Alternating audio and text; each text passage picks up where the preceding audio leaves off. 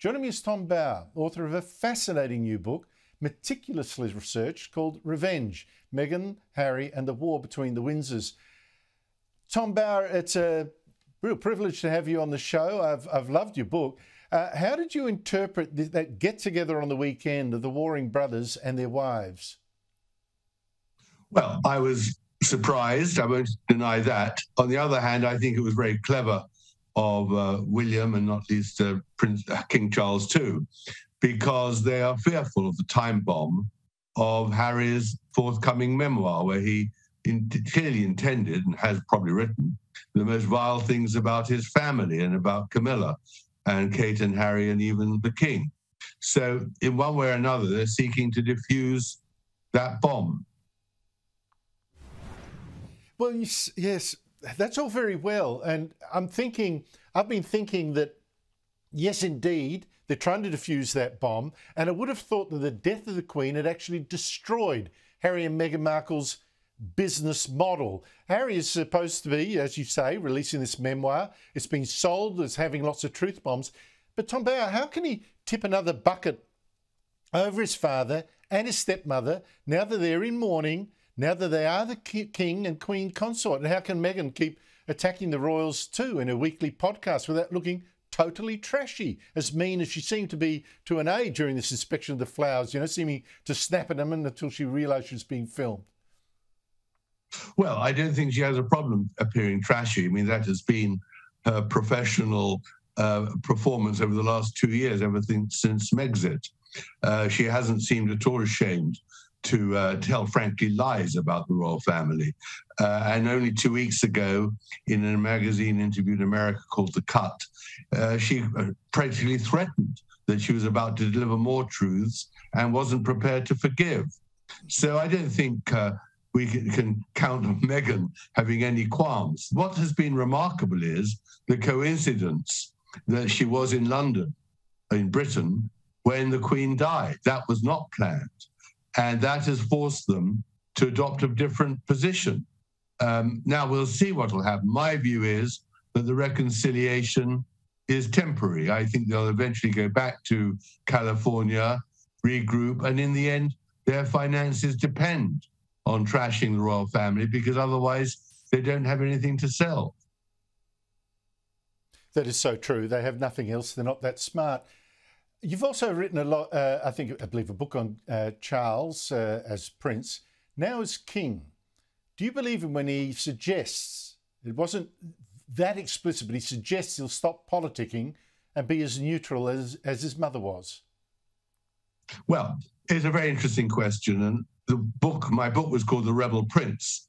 It will now be republished as The Rebel King, The Making of the Monarch. Oh, no, don't say that.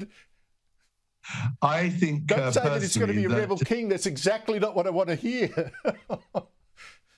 Well, I heard very clearly in his amazingly good speech when he became king, his pledge to be impartial and obey all the constitutional niceties which are required. But after 50 years of being controversial, I think a 73-year-old man will find it very difficult to change his character. And whereas he might not in public make speeches in the same way as he did in the past, arousing anger and controversy, and sometimes undoubtedly making very good points, in private, I think he'll find it very hard to be restrained. And that was one of the many fine qualities of the Queen, that even in private, people really never knew what she personally thought. Charles doesn't have that self-control. On the other hand, I think he's very keen to make his mark as king. And he wants there to be a fine moment in history that will be seen as the great era of King Charles III. But I think he'll struggle to maintain impartiality. We'll have to see what happens. But I don't think, so to speak, a leopard can change his spots that easily. But there is more to him, of course, than his activism. Apart from that, what do you think, what kind of king do you believe, having studied his life in such detail before, what do you think what kind of king he'll be? Well, I think he'll try his very hardest to be accepted. Believe me, 4 or 5 years ago, Prince Charles was a problem. There were, especially after the death of Diana going back 10 years, there were real questions whether constitutionally the transition would be as smooth as it is proving now. The Queen has been really quite remarkable, accepting Camilla as the future Queen, the projection of Kate and William, Charles refusing in the last couple of years, really ever since my book came out, to make controversial speeches. So the transition has been underway. The royal family are brilliant at that. The marginalization of Harry and Meghan, to an extent over the last year, has also been pretty clever, especially during the Jubilee. They made quite clear that Harry was going to suffer, and he undoubtedly was worried about it. So I think Charles is a highly intelligent man. His problem is that he's highly sensitive, he's stubborn, he's unfortunately sometimes impatient and self-indulgent. There are, and have been over the last weeks, terrible stories about his financial affairs, which I hope will disappear. So I think he's going to try and bury all that. I did predict he's going to tour Britain very quickly, which he will start later today, in a way to solidify his reign, to make clear that he's the king of all 4 countries of Great Britain. He yesterday met the leaders of the Commonwealth, who still regard him as king, because his role as head of the Commonwealth has not always been a success. He had to be reminded about his duties by Don McKinnon, the former Foreign Secretary of New Zealand, who told Charles very plainly that if he didn't step up to it, the British would lose the Commonwealth entirely. And he has worked very hard at that now. So I think he's going to try his hardest. I mean, that is the point about Charles. He's an intelligent, highly read, hardworking man who has been very frustrated, not least in his emotional life. He is now very happy. And I think he'll do his very, very best to strengthen the monarchy, to make sure that the handover to William is seamless. And in the end, he knows the monarchy survives only with the will of the people. And that is exactly what he's now got to succeed in doing, winning over the people to believe in him as the king.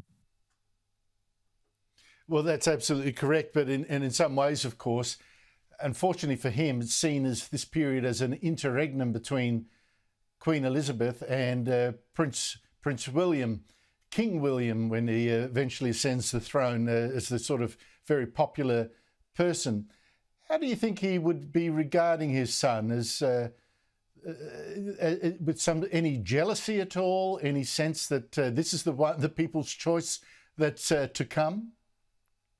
Well, I think the point is they've had a very fractious relationship in the past, because William understandably blamed his father and Camilla for the destruction of Diana's marriage and, in the end, her death in one way or another. So it hasn't been easy at all. I think that, especially with the departure of Harry, Charles and William have grown much closer together and have planned very carefully the transition and William's role as the Prince of Wales now. And you've got to remember, promoting William and Kate has been a bit of genius by the royal palace, because they are the face of the modern monarchy. They appeal to young people, which clearly Charles and Camilla don't. So I think that relationship has hugely improved. And I think together they will try their best to produce a modern monarchy. I mean, I'm very critical of Charles in the past. I think he's learned many lessons. Whether he can sustain his learningship, his apprenticeship, so to speak, into the being king, we'll wait and see. I think there are going to be some hiccups. One hopes not too many. And just finally, Tom Bauer, I mean, I've only met King Charles the once, very briefly. I thought he had some warmth to him. Do you think he will be loved, which I think is the kind of guy that would actually welcome that? I think he needs some emotional support that way. Do you think he will actually get the love of the people? Well, I think you're absolutely right. I mean, that is it. As I said earlier, he is insecure and he's had emotional problems, not least because of his distant relationship with his parents, let alone with Diana. I think that he's a man of the people. He'll want to be the people's king, just like his ex-wife said, the people's queen, or the people's princess, the Queen of Hearts. I mean, Charles wants to be loved. He's very, very good at meeting people. He rehearses and researches enormously when he goes off to visit people in hospitals or hospices or schools. He really does understand. And he loves talking to people like his mother did. He's interested in people. He's interested in so many different things, just like Prince Albert was, the consort of Queen Victoria. So, you know, the chances are good, but the background suggests there are a lot of problems which could arise. Tom Bauer, thank you so much indeed for your time. It was a real pleasure talking to you. Thank you very much. Pleasure.